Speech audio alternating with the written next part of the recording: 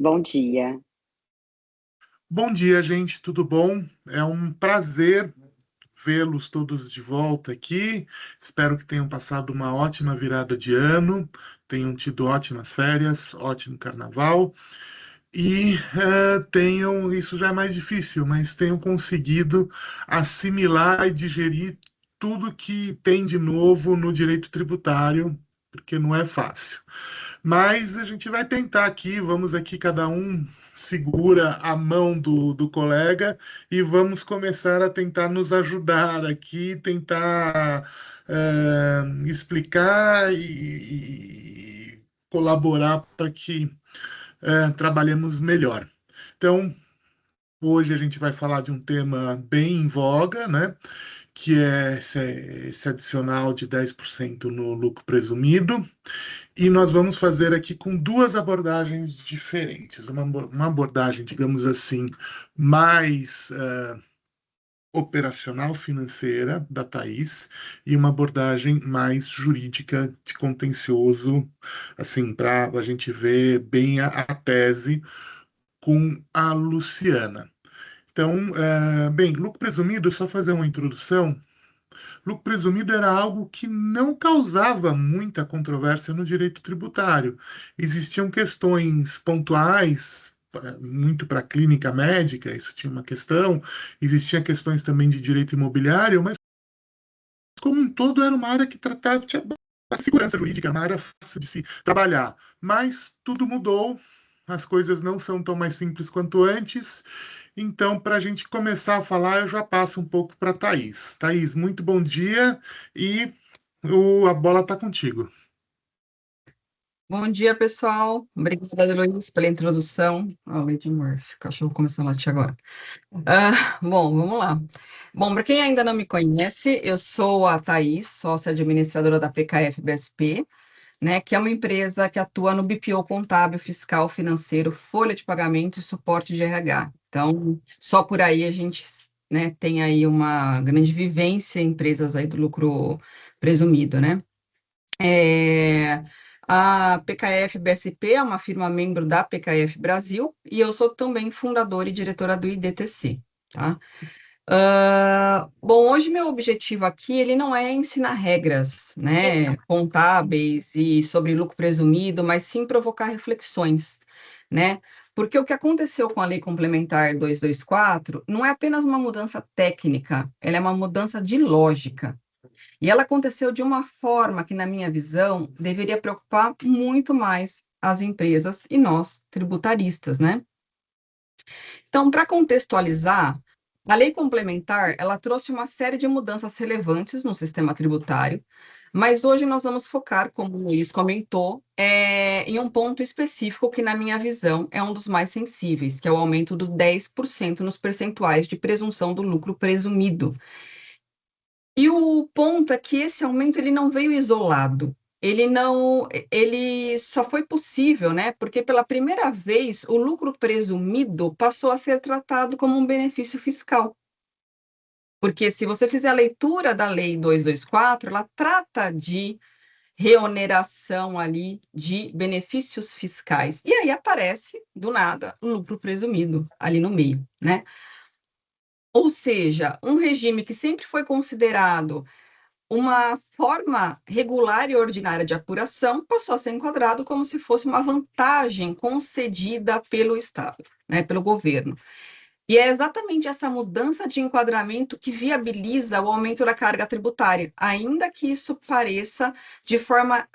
não apareça de forma explícita na alíquota, né? Então, alíquota é uma coisa, presunção é outra, né? Então, para quem não está familiarizado, presunção é que o governo presume um lucro, né?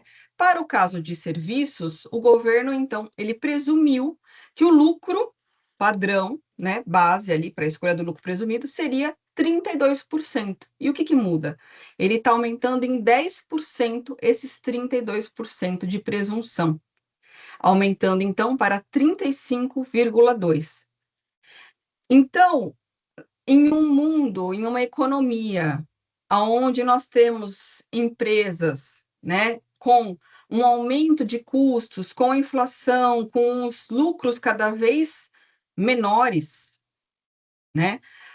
Eu falar que um lucro que eu presumi que é de 32, ele passa a ser 35,2, eu estou ampliando a minha base de tributação, tá? No caso do comércio, ali, que é 8%, passa para 8,8%. Bom, vale lembrar aqui que esse aumento não incide sobre toda a receita. Ele atinge apenas o que ultrapassa, apenas, né?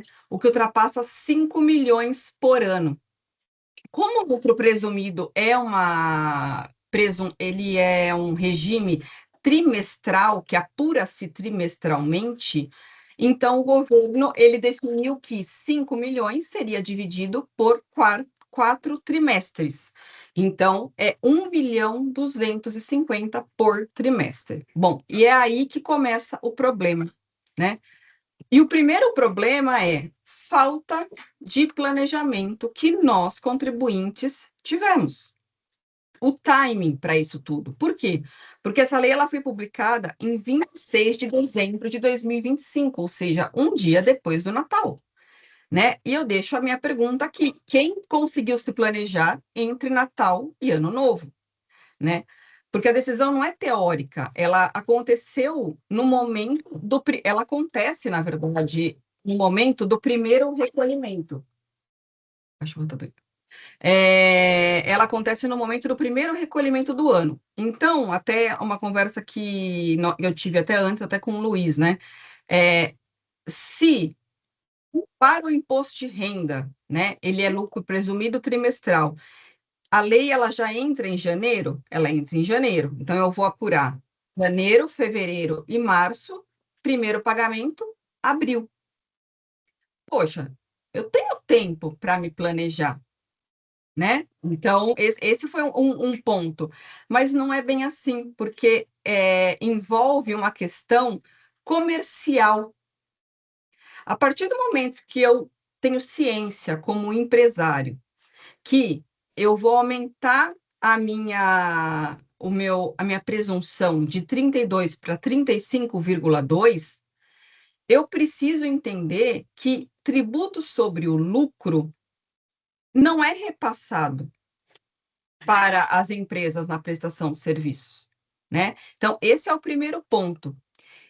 Então, Thaís, por que você vai continuar no lucro presumido se para você não faz sentido? Muda para o lucro real.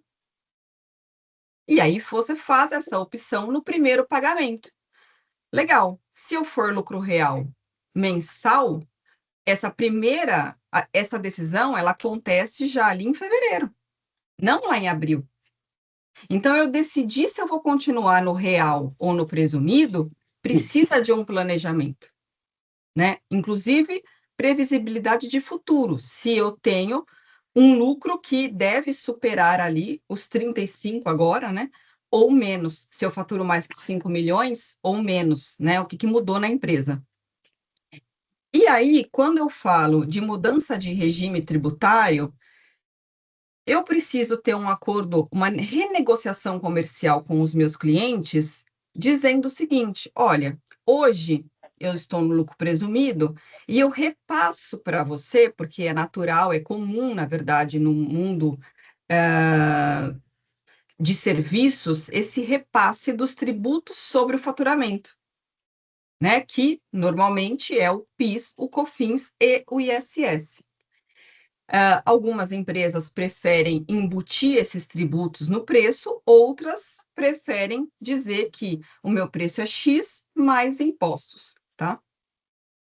E aí, pensa comigo, qual empresa tem tempo de revisitar os contratos e dizer para o cliente o seguinte: eu decidi mudar de regime tributário e a partir de agora eu não vou te repassar 365, que é o que representa o PIS e COFINS para quem está no lucro presumido. Eu vou te repassar agora 9,25. E o que você faz com esse aumento de preço? Nada.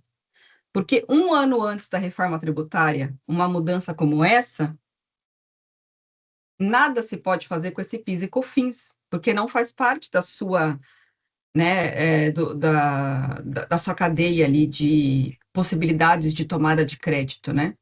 Enquanto que quando você entrar na reforma tributária, que vai ser a partir do ano que vem, eu vou.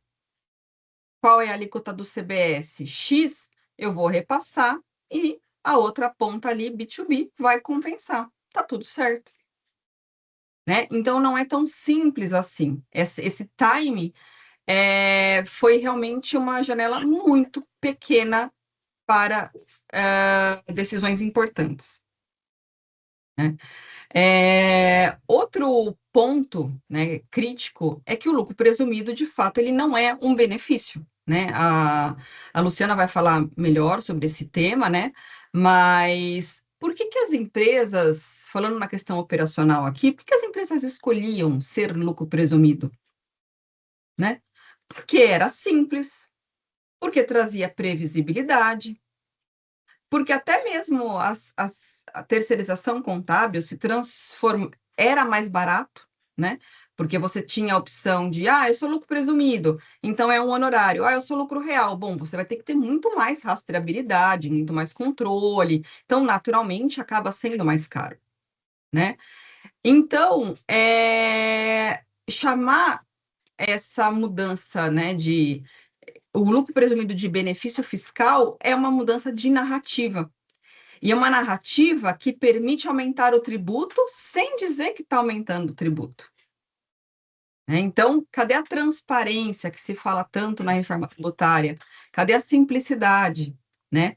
E aí eu trago também o ponto central da simplicidade, que é um dos pilares da reforma tributária, né? Que estamos indo na contramão. Por quê? Porque o, com o aumento, né, desses 10%, somente para empresas que faturam acima de 5 milhões, vocês concordam que agora, na apuração, eu preciso ter um controle de receita por faixa? Faturei 1.250.000. Minha presunção é 32%. Faturei 1.300.000. A diferença de 50 mil, eu tenho que aplicar a presunção de 35,2%.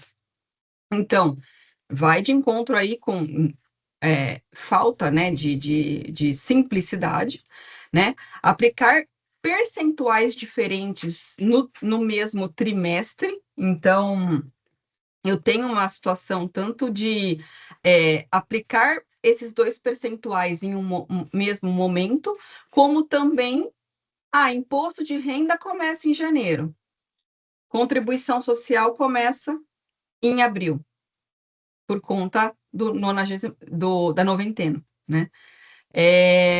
Então, mais complexidade operacional dentro de um regime que sempre foi escolhido pela sua simplicidade, sem ganhar a flexibilidade que o lucro real nos traz, tá? Aí eu trago um outro ponto aqui também, que é uma dupla penalização das empresas, que na minha visão é um ponto muito sensível e poucas empresas ou empresários que eu tenho conversado têm pensado nessa linha de raciocínio, né? Que as empresas, elas são penalizadas 2 vezes, porque, primeiro, a lei complementar, ela aumenta a presunção, sem planejamento e sem transição. E, segundo, ela mantém um problema histórico, né? Porque quando você faz a apuração do imposto de renda, você paga, né, 15% sobre o adicional, sobre a presunção, que é 32 ou 35,2%, e você também paga um adicional de 10% do que ultrapassar 20 mil reais por mês. Sabe de quando essa lei? De 1996, que foi determinado que seria o que ultrapassar 20 mil por mês. Ou seja, nós temos um valor congelado há quase 30 anos. Só para fins didáticos, se nós atualizarmos esses 20 mil reais de lá até hoje, nós estaríamos falando, pelo IPCA, tá? estaríamos falando de R$ 95.000 e não 20, tá? Então, a base sobe artificialmente e o limite continua defasado. Resultado, a empresa ela entra mais rápido no adicional e ela paga mais imposto sobre um lucro que ela não teve de fato, tá? Qual é o tamanho desse impacto? Essa lei, ela impacta em todas as empresas do lucro presumido? Como eu disse, não, porque são somente aquelas empresas que teve faturamento acima de 5 milhões. E um dado interessante, quanto representa? Porque o que o IBGE traz de informação para nós é quantas empresas estão no lucro presumido e quantas estão no lucro real. E aí até tem o Simples Nacional aí no meio também. Mas quem ultrapassa 5 milhões são apenas 15% das empresas no lucro presumido. Tá? Ou seja, estamos falando das empresas médias brasileiras que geram emprego, que sustenta a economia e que já opera com margens pressionadas. Então, na prática, o efeito ele é imediato. Aumento da carga efetiva, impacto no lucro, pressão no fluxo de caixa, perda de previsibilidade. Porque se eu não consigo repassar esse aumento para o meu cliente, você concorda que eu vou ter que absorver esse aumento, né? E então a escolha do regime ela deixa de ser automática, né? Ah, eu sempre fui lucro presumido e assim eu vou continuar. Agora precisa de uma análise muito mais rigorosa, né? E aí um alerta final, né? Que a lei complementar não é apenas uma mudança técnica, que foi como eu comecei a falar. Ela muda a lógica do lucro presumido, ela reduz a previsibilidade, ela exige uma mudança de postura. Não há mais não dá mais para escolher o regime ali por hábito, é uma decisão estratégica. E eu deixo aqui uma última reflexão antes de passar a palavra para a Luciana, que é a seguinte: exige-se das empresas que o planejamento tributário tenha propósito negocial e não vise apenas pagar menos impostos. Quem aqui é tributarista que não sabe disso? Se eu fizer um planejamento tributário onde meu único objetivo é reduzir impostos, isso é visto como algo ilícito pelo fisco. Mas o próprio governo editar uma norma, uma lei complementar, com um único e evidente propósito de aumentar a arrecadação, está tudo certo. Então, diante de tudo isso, o aumento de carga, a mudança de lógica e o questionamento sobre a própria natureza do regime, fica claro que essa discussão não é só contábil. Ela é principalmente jurídica, porque estamos falando de princípios de enquadramento legal e de limites do poder de tributar. Então, para aprofundar essa visão e também trazer atualizações sobre os recentes julgamentos, eu passo agora a palavra para Luciana Nogueira, que vai conduzir essa análise. Luiz, quer fazer algum comentário? Thaís, não quero que você terminou num ponto que é muito importante para fazer uma reflexão, e você usou uma palavra que é uma palavra que eu acho que infelizmente está muito na moda, que é a palavra narrativa. E aí, o que que eu acho aqui?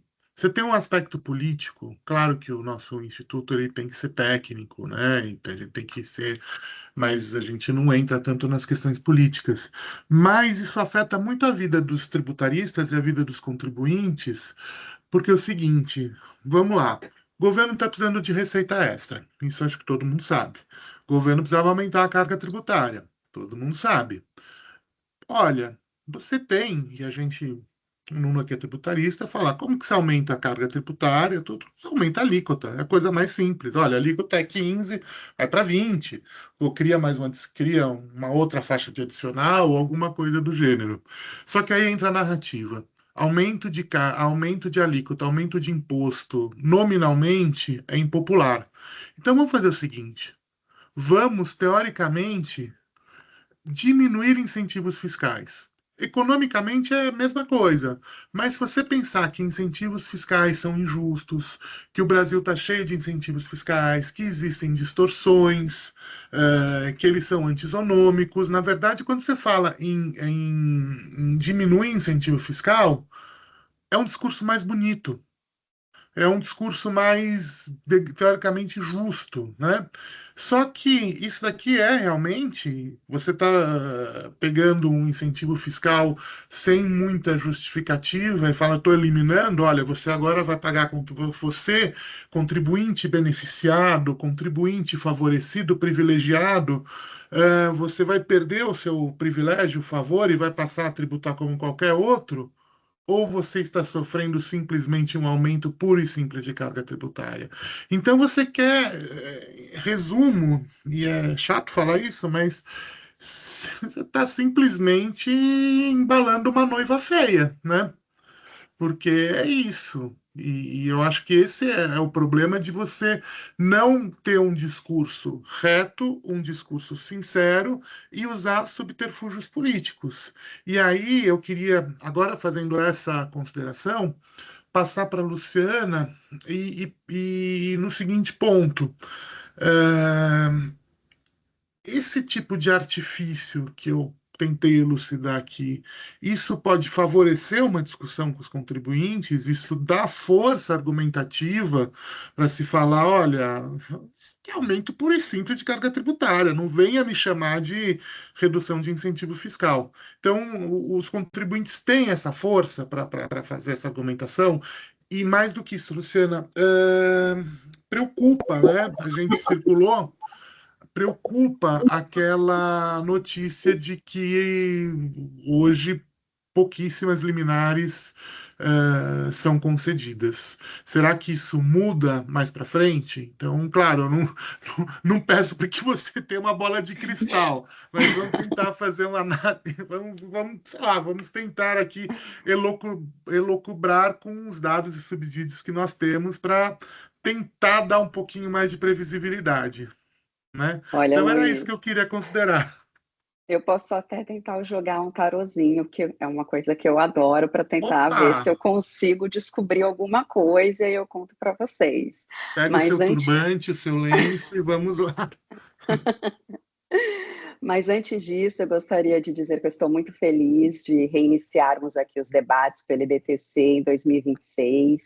Para quem não me conhece, eu sou Luciana Nogueira, sou fundadora e presidente do IDTC, fundadora da LN Boutique Tributária Estratégica, e diante de tantos temas complexos aí, desse turbilhão que foi a virada de ano e o comecinho dele, nós decidimos iniciar os debates falando sobre essa questão do adicional de 10% no lucro presumido. Bom, a Thaís trouxe todos os impactos mesmo de quem entende o que acontece na operação. Essa questão é muito grave, a empresa não ter tido planejamento para poder definir qual opção ela gostaria de se enquadrar ou não. A questão de caixa, a gente sabe que a gente vive hoje uma questão econômica delicada nas empresas, principalmente prestadoras de serviço, então não ter um caixa ali pré-fixado para arcar com esse adicional de 10%. E aí isso tudo que a Thaís colocou vai justificar o quê? O nosso pedido de urgência numa ação judicial. Então, começando já respondendo a sua primeira pergunta, Luiz, eu entendo que tudo isso é sim motivo para que as empresas que se enquadrem nesse tipo de impacto que a Thaís colocou, judicializem sim, entrem com ações judiciais para questionar e pleitear a suspensão desse adicional, dessa cobrança. Falando aqui sem juridiquês, que é o que a gente gosta, o que acontece? O imposto de renda, muito agora na questão do lucro presumido, na apuração trimestral, apuração janeiro, fevereiro, março, para pagamento da primeira cota ou cota única em 30 de abril. Então, está cada vez mais urgente para que as empresas acionem o judiciário para tentar suspender essa cobrança, que vai acontecer a primeira agora, daqui a um mês. E a gente sabe, nós do contencioso, que isso é um bom fundamento para que a gente brigue ali pela liminar, né? Então, está perto disso acontecer. Para a CSLL, isso vai acontecer no início da apuração em abril e 3 meses depois do pagamento. E quais são as questões jurídicas aqui envolvidas? Lucro presumido nunca foi considerado um benefício fiscal. Ele está no CTN, no artigo 44, enquadrado como está o lucro real, como está o lucro arbitrado. Então, não tem distinção entre eles. são regimes autônomos, como a Thaís colocou, é uma metodologia simplificada de apuração, não significa que as empresas paguem menos tributos por estar no lucro presumido. Muitas vezes, o pagamento do IRCS é maior do que se ela tivesse em outro regime, né? Então, isso é um ponto a ser considerado. E o que mais me chamou a atenção nisso tudo foi a metodologia usada pelo legislador para reclassificar a natureza do lucro presumido. Porque o que foi? A gente sabe que lá na Constituição consta que, para ter esse tipo de renúncia e tudo mais, é preciso constar no demonstrativo de gastos tributários. E o lucro presumido nunca constou lá. Quando teve o projeto de lei, e isso já vinha sido discutido, essa questão ano passado, antes da lei complementar propriamente dita, na exposição de motivos não consta nada de lucro presumido. Lá no demonstrativo de gastos não consta, como consta, por exemplo, Zona Franca de Manaus, Lei do Bem, o PAT, o lucro presumido nunca constou. Historicamente, isso nunca existiu. Eu estou entrando com ações para clientes que há mais de 20 anos operam no lucro presumido. Isso é um direito adquirido? Eu já vi decisões dizendo que o STF entende que o regime tributário de uma empresa não pode ser considerado um direito adquirido nesse sentido. Mas é correto uma empresa que há 20 anos opera no lucro presumido, do dia para a noite, sem planejamento financeiro nenhum, disponibilidade de caixa, estamos falando aqui de épocas de reforma tributária, onde as empresas estão tendo que arcar com custos para toda uma readequação. Elas já não têm budget, orçamento para fazer os projetos. Imagina agora ainda ter que ter um adicional de 10% em cima do que ela paga de RCS. Quer falar, Luiz? Quer comentar? Não, desculpa, eu não queria, mas já que você me deu a deixa, que você falou um adicional, na verdade isso é uma complexidade, o plus a mais, né, digamos assim, porque você tem dois adicionais, né? Você tem um adicional de saída no presunção, né? Então, assim, dois gatilhos. Passou 5 milhões, adicional para cálculo de presunção. Aí calcula-se a presunção. Passou de 20 mil mês, como a Thaís falou, que deveria ser 98, eu quase caí o queixo, porque eu imaginei, deve ser uns 50. Ela falou 98. Aí tem uma ideia do quanto, né, do efeito inflacionário. E aí passou mais outro adicional. Então você tem um adicional de entrada e um adicional de saída.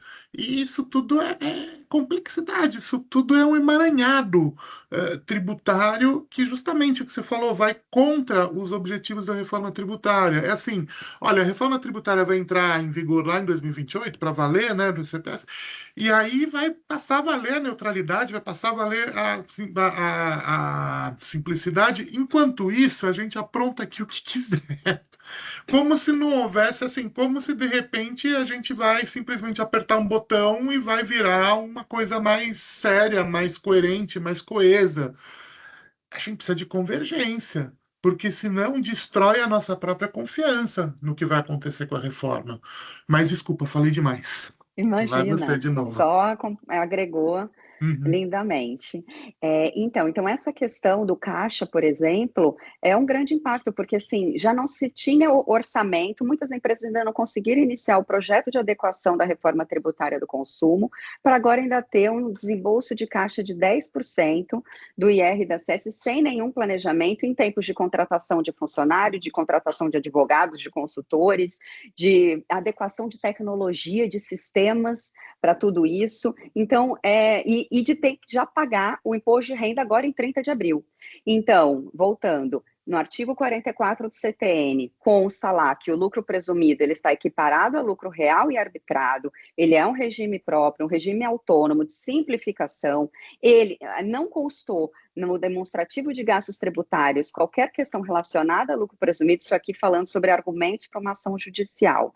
No próprio projeto de lei, Luiz, eu achei muito interessante, porque consta uma emenda número 7, que lá eles já trataram desse tema. Então, não é que incluíram ali o lucro presumido, não teve qualquer discussão sobre isso e veio a lei complementar. Não, lá já veio, já trouxeram esse debate, emenda número 7, e trata, olha só, nunca esteve no demonstrativo de gastos, não constou no projeto de lei orçamentária de 2025, também não tem no de 2026, o lucro presumido como espécie de benefício fiscal, como está lá na listinha que eles colocam, Zona Franca, Lei do Bem e PAT.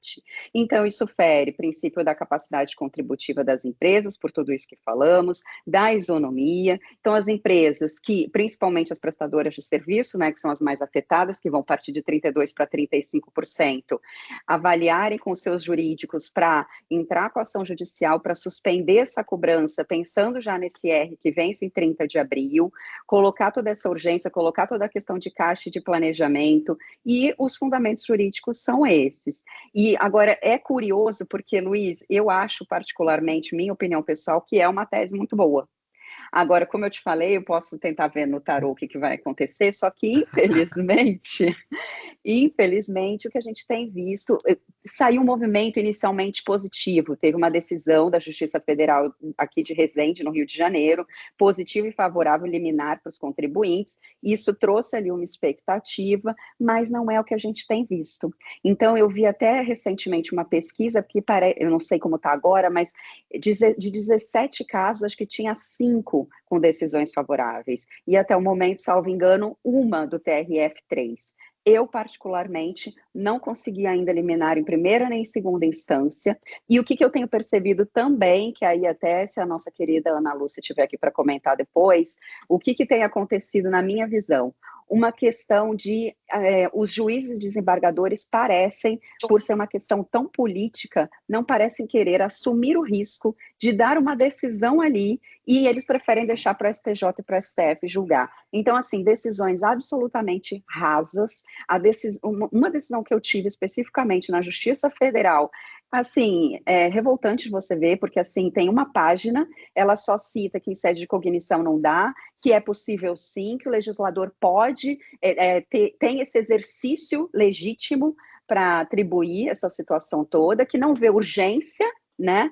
E no tribunal a mesma coisa. Então, a desembargadora, quando eu entrei com agravo, ela disse que concordava com isso, e assim tem sido. Inclusive, nesse caso, o que mais me chamou a atenção, que aí entra a questão que eu sempre falo, que agora até as decisões judiciais vêm com a inteligência artificial, nem o nome do meu cliente, ela deu a honra de constar na minha decisão. Veio um nome de uma empresa XPTO, que não tem nada a ver com o meu caso, e agora eu tenho que pensar se eu vou embargar disso, né, ou se eu consigo seguir com o meu agravo, porque olha que absurdo, né, postergando ainda mais o direito do meu cliente. E um ponto muito interessante é que finalizando, que essa decisão do TRF3 que nós tivemos, que um escritório de advocacia entrou para o seu cliente, ele conseguiu essa decisão, que já tem agravo, tá? Já está ali, então pode ser revertida a qualquer momento.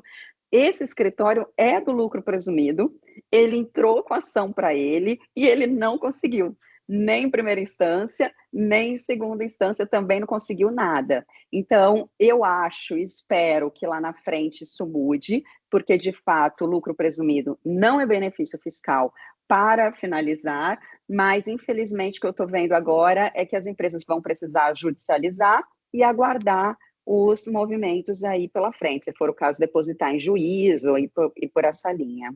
Bom, eu te ouvindo, Luciana, e assim, eu acho que eu até coloquei antes lá no grupo, que eu falei, nossa, eu acho que isso daqui talvez tenha mais chances quando sair de uma liminar, né, do tipo de apreciação liminar, e para uma apreciação de, né, mais plena, de mais que exige mais profundidade dos juízes. Porque, como eu falei, você tem essa questão da retórica, né? E que, na verdade, é uma diminuição. Paulo, será que você pode só mutar? Genuinamente incapaz de Peraí, fazer ou alguém essa mutar. tarefa que me foi designada. Eu passei pela. Então, Deixa eu mas ver vamos lá. aqui, quem é que Tá. está aqui. Não, mas tudo bem, vamos. Eu acho que tá para baixinho, mas vamos lá. E aí, o que vai. E aí você tem toda essa questão que hoje talvez aparece um pouco, essa questão da retórica, que é, na verdade, redução de benefício fiscal, redução de uma distorção, alguma coisa do gênero. Mas a sua abordagem é uma abordagem que me convence muito, porque é o seguinte, Nossa, que honra, incentivo. Luiz. Não, com Ganhei minha certeza. sexta-feira, gente. Porque o incentivo fiscal, o conceito de incentivo fiscal, é aquela coisa, a gente não consegue definir muito, a gente sabe o que é, a gente sabe o que não é, tal. É difícil, tem muita discussão na doutrina, conceitos de isenção é exclusão, isenção é hipótese de não incidência qualificada. Isso tem muita discussão, mas assim, a questão é, você tem que dar tecnicidade.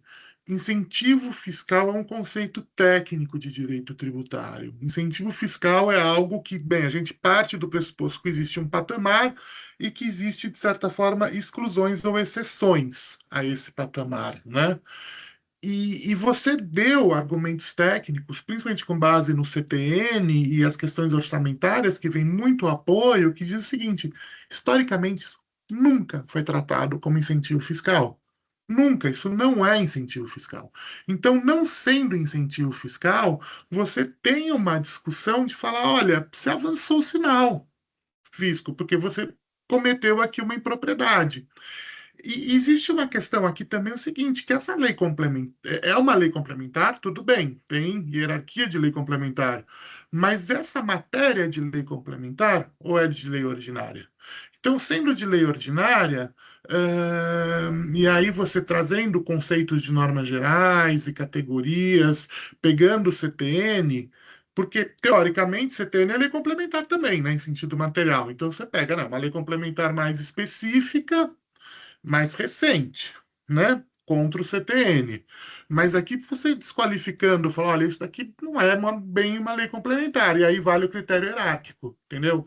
Você pegou uma lei, uma matéria de lei ordinária, deu um quórum maior, transformou em lei complementar, só que você está contrariando o CTN no conceito, né? Então eu acho que isso pode ser um argumento interessante, mas ela não é uma discussão talvez tão fácil para vir em liminar, mas se bem explorada, quem sabe mais para frente. Agora, Luiz, gente, posso só diga. responder isso num outro ponto que eu esqueci de comentar, que faz todo sentido o que você está falando? Quem sabe nas sentenças a gente consiga alguma coisa, porque o que, que eu recebi num indeferimento de liminar na primeira instância? Que esse tema poderia aguardar a análise mais aprofundada da questão e que nada impede, que é muito simples, o contribuinte receber de volta essa restituição, que a É, gente sabe que é outra polêmica que a gente tem é, agora no contencioso, mas esse foi um dos argumentos utilizados. Mas tomara que em na sentença mesmo, né, não em cognição sumária, a gente consiga essa mudança. tomara mesmo. Gente, Ana, você está com a mão levantada há um tempão. Me desculpa, a gente acabou te atropelando, mas agora a Imagina. palavra é toda sua. Imagina, Luiz, nossas queridas, eu parabenizo pelo tema, pela sua condução também dos trabalhos, pelas nossas queridas Thaís e Luciana, Vivo e DTC, estamos de volta. Legal. Eu fico aqui, ó, me chacoalhando, né, Lu? Porque, assim, não só os argumentos abordados em termos empresariais e contábeis, que, ao final, gente, o que que todo mundo quer? Quanto eu vou pagar de tributo? E se eu estou tendo uma reforma tributária que planeja, promete justiça fiscal, eu não tenho como, Luciana, ter argumentos jurídicos que eu não tenha a certeza e previsibilidade do direito, que é a nossa segurança jurídica. Quando você abordou que os nossos fundamentos, que são constitucionais tributários, são da capacidade contributiva, isonomia, essa necessária previsibilidade, eu acrescentaria segurança jurídica, o que nós vamos ter que ter é muito mais do que o judiciário corajoso, aqui vai a minha esperança, mas é um judiciário que enfrente uma interpretação sistêmica da Constituição. O que que é isso? Não há imutabilidade do sistema tributário, nem nenhum dos sistemas jurídicos. Ok, nós já sabemos disso, mas eu tenho que compatibilizar a estrutura, como bem colocou o Luiz e vocês, quer de uma lei complementar sobre enunciados e sistemas como de incentivos fiscais, que sempre foram utilizados, porque eu não posso admitir que um legislador vá alterar toda uma sistemática de apuração e de recolhimento do tributo. Eu não vejo como ter um argumento que não há urgência se eu estou em abril, em Thaís, e vou ter que pagar. E as empresas, elas se planejam, que eu saiba, pelo menos 3, 4 anos, às vezes até mais, para conseguir até sobreviver. Eu não vejo uma perspectiva empresarial ou que aborde as questões jurídicas de uma maneira que vá ruir até a viabilidade da própria empresa, do funcionamento da empresa, né? Então, essa insegurança jurídica, eu vejo sim periculo em mora, e para ficar chique, que a demora do direito vai me prejudicar, ou seja, eu vou ter que recolher. Então, eu acrescento, parabenizando vocês, que essas abordagens vai determinar mesmo que o judiciário seja técnico e que ele tenha que compatibilizar o sistema tributário nacional em sua estrutura com essas alterações. Nós já estamos nas alterações, ok, mas nós precisamos compatibilizar que uma lei complementar ela seja interpretada com o sistema tributário nacional. Senão começa a esbarrar numa inviabilidade de todo um sistema, uma reforma que diz que vai simplificar, que vai resguardar direitos, ou então, né, que vai ter quase cair da cadeira os tributos e volta. Não fica tranquilo, você recolhe, tá bom? Sobre o tema, eu queria fazer uma divagação também sobre essa questão, porque eu percebo, assim, para além da questão técnica tributária, mas eu sinto que o governo federal, o atual, né, especialmente a atual composição do Ministério da Fazenda, da Receita Federal, eu acho que há por trás dessa lei complementar um objetivo mais amplo que, se você interpretar essa lei com comentários que foram feitos sobre o regime de lucro presumido nos últimos anos, estudos que a Receita Federal vem fazendo, né, junto com, se não me engano, com o Tribunal de Contas e o CECIF do Senado, se não me engano, demonstrando que o lucro presumido ele acaba sendo uma espécie de maquiador de verdadeiramente o lucro em que, por exemplo, o real se encontra. Mas eu acho que essa lei complementar ela vem no sentido de uma estratégia de disseminar cada vez mais o regime do lucro presumido. Há estudos já ocorrendo no Ministério da Fazenda, e o Haddad já falou isso expressamente, que ele não é simpático ao lucro presumido. Então, talvez estejamos vendo o início do fim do regime de tributação do lucro presumido no Brasil. Paulo, acho que um comentário muito interessante, e aí também eu reforço aquilo que eu falo. A gente tem que enfrentar os problemas de frente e não com artifícios. Com certeza. Eu tenho uma crítica que eu ouvi no lucro presumido e me calou fundo, que é assim, regimes de simplificação são regimes que existem no mundo inteiro. Mas no Brasil nós convivemos com dois regimes simplificados, o simples e o presumido.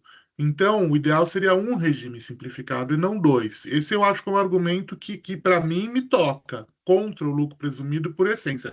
Só que aí a gente está falando como ciência das finanças, como político, como analista, tudo não como operador e aplicador de direito. Isso. Você quer acabar com o regime do lucro presumido? Acabe. Lance o diálogo na população, obtenha o apoio político. Agora, não vem comendo pelas beiradas, dizendo, por exemplo, partindo de uma afirmação que a Luciana comprovou. Tecnicamente, isso é falsa, que lucro presumido é incentivo fiscal. Até porque não é, gente. A gente pega, por exemplo, se você pode ter uma lucratividade maior do que o percentual de presunção e você mantém o lucro presumido pela simplicidade e também pelo reflexo que dá no PiscoFins. Então, talvez no nosso setor nem tanto, mas você tem outros setores que talvez a pessoa fale, olha, a minha lucratividade é bem menor do que 32%, mas eu sigo nesse regime. Ele não é um incentivo fiscal, ele é o contrário. Sim, Então, assim, você quer pôr o lucro presumido em discussão? Ponha, mas, assim, a gente precisa um pouco de transparência, inclusive perfeito, nas discussões. E se você não perfeito. conseguir, você não conseguiu, né? E está sendo Mas não pelas sincero, né, e beiradas, honesto. né? É até um É mais ponto, gente. sincero, é mais sincero e honesto colocar na mesa, né, a viabilidade de se manter um regime de lucro presumido do que você fazer É, artimanhas legais, né, e jurídicas para prejudicar milhões de empresas. Do dia para a noite, né? Isso, mas eu acredito que essa lei complementar ele é um início de um sim. movimento que parte do Ministério da Fazenda. E aí, eu acho que isso vai independer, por exemplo, de resultados eleitorais que tenhamos em outubro. Eu acho que é um pensamento do Ministério da Fazenda, de que o lucro presumido ele já não esboça aquilo que ele busca alcançar, que se não o lucro exato, mais próximo do que, do que se possa ter, né, através da presunção, e se coloque, como o Luiz falou, ou você é o simples ou você é o real. E o real é o real. Vai estar ali matematicamente descrito o seu lucro. Perfeito, perfeito. Mas eu acho que é um movimento político fiscalista da Fazenda para se minar cada vez mais o regime de lucro presumido, e eu acho que estamos vendo o início do fim do lucro É, presumido. perfeito, Paulo. Acho que tem mais uma mão levantada. Maria Isabel, é isso? Eu Luiz, eu vou não só falar, a perdi Maria aqui. Isabel, vou só comentar uma última coisa que eu também esqueci, que eu entendi isso conversando com a Thaís, que a DIRV, que é a declaração onde constam todos os benefícios, também não tem o campo para você colocar lá o lucro presumido, entendeu? Então foge totalmente das regras, da prática de como que se trata o Não. incentivo fiscal. Somente isso, para complementar. Exato, exato. Mas para mim, Luciana, tudo isso é argumento de construção, argumento de reforço. Mas para mim, o cerne é o que você falou, é o artigo 44 do CTN. Tá lá, ponto. Isso. Simples E assim. simples assim. Deveria, né? Então, gente, a Maria Isabel tá aí? É Maria Isabel, desculpa. Oi, estou aqui sim. Então, meu Tudo bom? Então, por favor, bem, bom dia, obrigada aí também pela. tá um pouco baixo. Melhorou? Melhorou. Tá bom. É, achei muito respeitoso o debate que vocês estão levantando, porque a gente tem ouvido as pessoas comentando, mas eu não sei se é o final do presumido, porque acho que aí cabe o trabalho interno de empresa para avaliar o seu nível de lucratividade e o quanto aí interessa manter esse regime.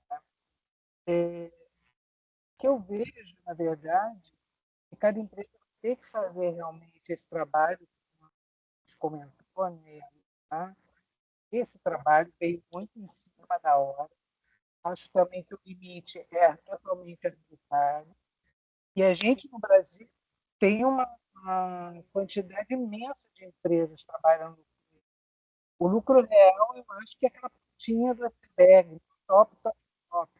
Mas a grande maioria está nesse regime. E se vê, de repente, atacada, reduzido no seu direito, né? E até mesmo pela forma que eles estruturaram o tal. Você tem que ficar mais complexo, você tem que acompanhar o nível de atividade e só te permite pensar naquele processo. Então, você tem que ficar o tempo todo monitorando aquilo no ano. Quando, na verdade, eu tive uma interpretação social de que seria no final do ano, mas não, você tem que estar observando. Então, eu acho que cabe muita discussão. Não sei se os contribuintes vão ser pedidos, com vocês têm um viés muito forte, mas eu acho que a gente tem que começar a discutir mesmo e cobrar as verdadeiras intenções e próximos passos da Receita nesse sentido, para a gente não ser pego de surpresa com uma nova alteração. Porque agora que eles começaram, eu acho que a gente vai ter várias alterações.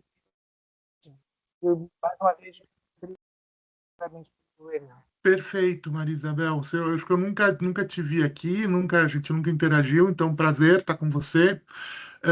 Cortou um pouco, mas eu acho que na essência deu para entender bastante o que você disse, e eu acho que a tônica, né, da nossa palestra, da necessidade de se ter uma abordagem mais direta, uma abordagem mais reta dessas questões, e eu acho que o que nós temos hoje à disposição, quer dizer, além dos institutos, né, a gente conversar e tentar alinhar um pouco as nossas ideias, mas é o que a Luciana falou. Tudo bem, né, as liminares, por enquanto, não estão vindo. A perspectiva, talvez, de momento, não seja boa, mas mesmo assim, acho que a gente tem que seguir, perseguir, fazer a estratégia processual também, assim, isso é uma coisa para o contribuinte, muitas vezes é ter o planejamento para como usar essa ação da melhor maneira possível para evitar sobressaltos e seguir em frente e tentar, assim,